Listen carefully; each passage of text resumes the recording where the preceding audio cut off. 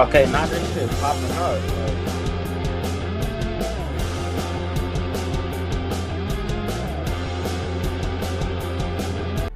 Hey man, welcome back to another episode 20 of Check the Stats podcast, man.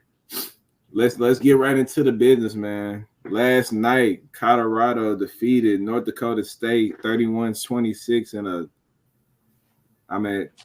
bloodbath. I'm that's not how it's supposed to be, but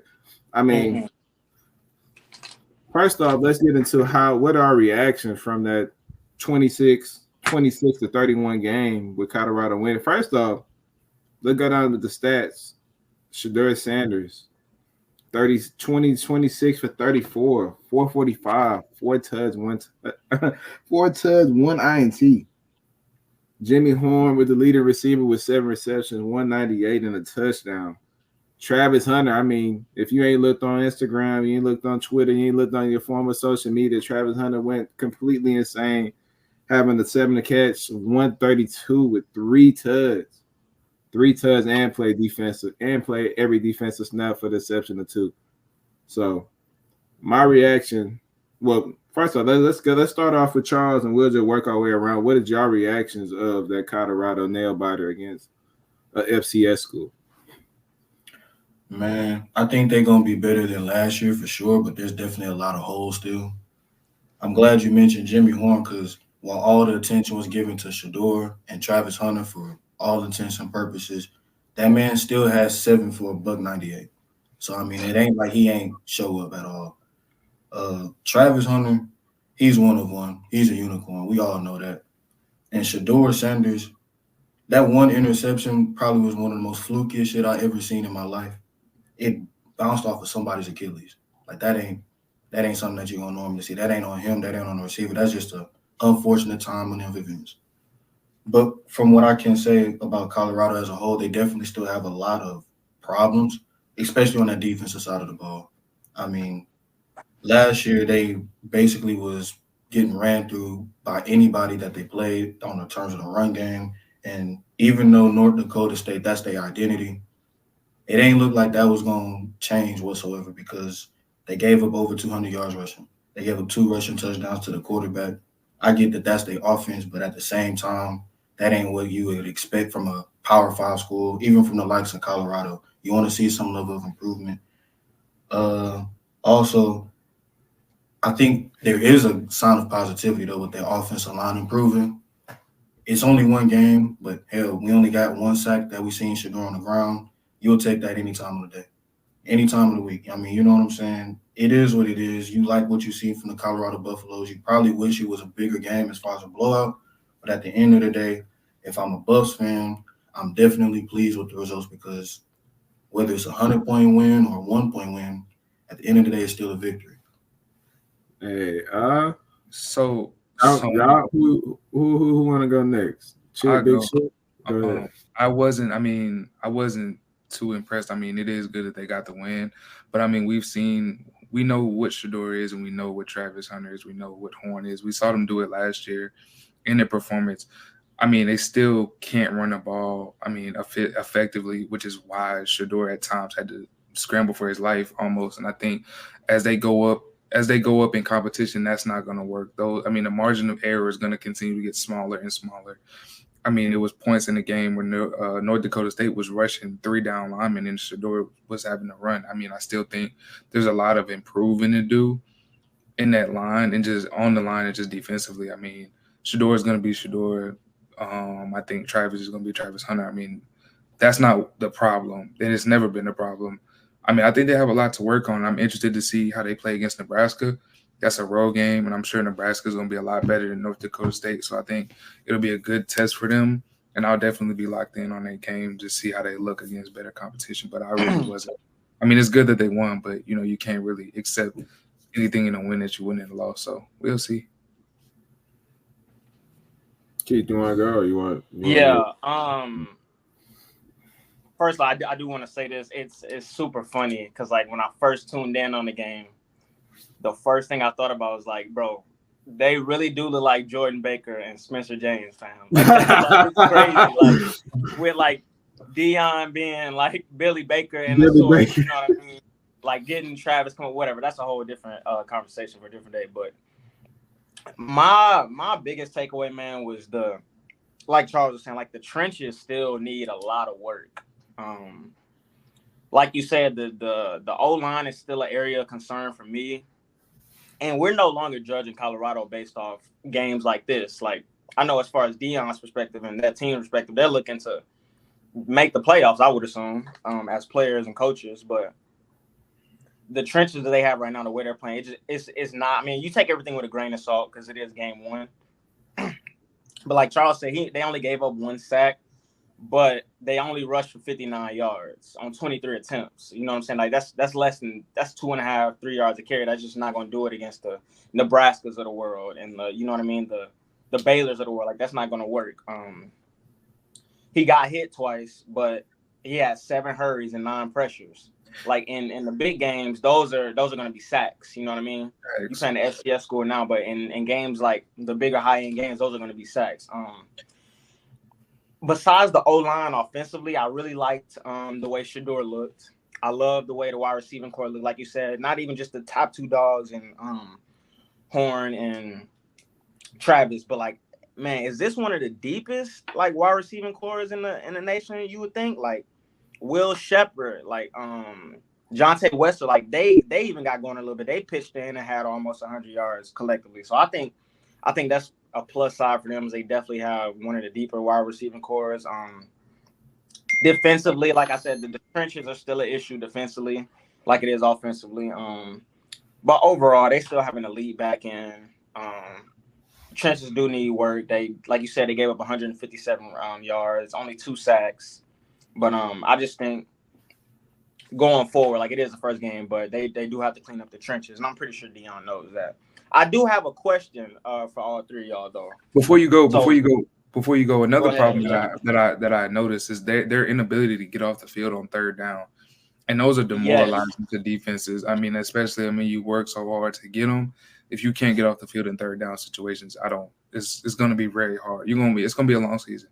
But go ahead though. Yeah, they went. I think North Dakota went 7 of 13, 7 of 12. Like against them, that's just not going to work. Yeah. I do have a question for y'all though. So Vegas has their over under at 5.5 wins. Where would y'all go? What would y'all take with that? I wouldn't want to speak on it right now because probably the next subject would probably be something a little, or that'll probably be more related to the next one. Okay. Yeah, we can say that for the next one for sure. Okay, cool. I mean, I guess y'all done said all the words. I don't got nothing else to say, but yeah. It is good. It is a good. Like you said, a win is always a good win. But man, they needed that because that back half of their schedule, like that last 4 to 5 games. What's the back half of their schedule look like? Does anybody have it? Yeah, I got it right here. So their last 7, bro, is brutal. They're versus K-State, who's 18 right now. Then they go to Arizona, who's 21 right now. They got a semi-break in Cincy, which is no pushover. But they got Cincinnati. Then they at Texas Tech. They at Texas Tech. They at Utah, who's number 12. At Kansas, and then they end the year with Oklahoma State. And them last 3, they all ranked. So if they want to get, like I said, it's 5.5 right now. For bettors out there, that was a great win for them. Because if they're gonna have to go over for 6, they have to rack them up early. Because, like you said, the back end is not friendly. So. Right. I think that game alone, I mean, if you left that game as a Colorado fan happy, I think drug testing needs to be handed out immediately. I think it's safe to say that our expectations on them is, I mean, I guess mines are more realistic than the average fan. I mean, them beating them was like the Super Bowl for them last night. Not to, let's be honest. I had a conversation with my homeboy last night. He was like, nigga, Colorado's nice. I said, nigga, this is an FCS school. You got to realize it don't matter how good you are on the FCS level. You're a Power 5 conference that has the resources, the ability. Y'all have top tier players in the country. And even if you are a lower end FBS school, you should be any FCS school any day of the week, no matter how well they're coached. So the fact that That game Colorado, should have been a blowout. That game. yeah, the fact that game was even close to begin with, that just goes to show this is gonna be another hype show of go through the first 3 weeks, just like we did last year. We go on our roller coaster, we put the hands up. What they do? Like I said, that TCU game was legendary. Travis went crazy, Shador went crazy, everybody went crazy. And then they played Colorado State, went crazy. And then what happened the moment they got into league play? Really? When they had to play them big dogs. Pac-12, Pac-12 prior this year going to the Big 12. So I'm like, it wasn't nothing but smoke waiting for them. And everybody wanted to be the ones to dethrone Deion and to show them, like, all that flash shit y'all got going on over there, that ain't happening over here. Like, it's gonna be the same way. It's real football. Yeah, it's gonna be the same way. Just because teams are out to beat Deion, it don't have. I don't think it don't have. It really don't have nothing to do with Colorado. It's more of a prime, like, than anybody. That's who the coaches want to beat, and that's who the players want to beat. Like, it don't matter about Colorado. But do y'all think they will be better than last year, though? My thing, no, because I believe that the Big 12 is I wouldn't say it was a better conference, but they done brought in some guys. They brought in the Utahs. They brought in Arizona State, Arizona. Yeah. They brought in some actual. I mean, they're losing UT and Oklahoma. I mean, obviously, that's a lot of talent losing them to the SEC. But I think the talent that they brought in from the Pac-12 conference alone makes that conference like a serious contender. I mean, Utah is no pushover. Utah is the real deal. Utah's 12 right now, bro. They like that. Oh, Kansas got the quarterback Jalen Daniels. I mean, it ain't gonna be no cakewalk, but I think Shador. I think if anybody was a big riser for me last night, I think it was Shador Sanders. But we know what he is, though. We already knew that. I wasn't surprised by what he was doing. I mean, my thing with that too as well is, like, we can say all we want about his strategy on why he didn't get out in the draft last year, because I think he would have been a part of that mix of those top tier quarterbacks picked in the first round. But scouts' questions were always like, does he have elite NFL arm talent or solid NFL arm talent? Those are questions not from me, but from the scout. Yeah. So they're looking at him. They're saying, like, what you're putting on film is nice, but can you translate to Sundays? This offense is highly favored around you, but can you make those big time throws and them small gaps and then, like, NFL type throws? I mean, Pac-12 offense is really, if y'all pay attention, spread it out. We, 5 wide, let's get to it. Backyard. Picking you apart. Shoot, Bo Nix threw for yards and fluctuated a ton by playing at Oregon last year in that high-flying offense, fast-paced offense. So I just want to see from Shador more being composed in that pocket, getting the ball out and taking the checkdowns and not looking for the big play every time, because also the line is bad. I'm going to call it for what it is. I mean, the line is shitty as fuck. The line is bad. Yeah. I'm glad you mentioned that. I feel like a lot of times Shador goes for the home run every time instead of taking, that little check down and here and there. You know what I'm saying? I saw a lot of that, him throwing like they were open, but it's like, like that could have been, you know what I'm saying?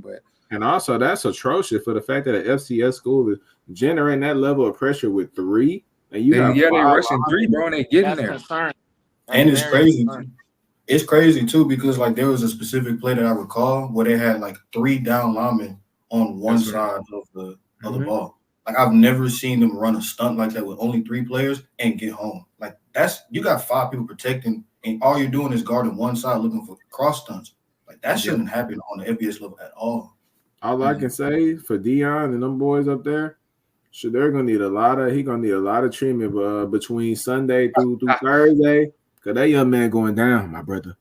When I tell you he touching that pine this year, boy, they finna like him. That it's number spankings. They tearing him up in that pocket. That's what happened last year. He took too many hits. Way too many. Like, some of them was self-inflicted because you trying to make the extra play. But, like, also accuracy looks amazing. I mean, arm talent. I mean, his arm talent is good. I wouldn't say elite. Why are people questioning his arm talent? Because I thought he always could throw the ball to me.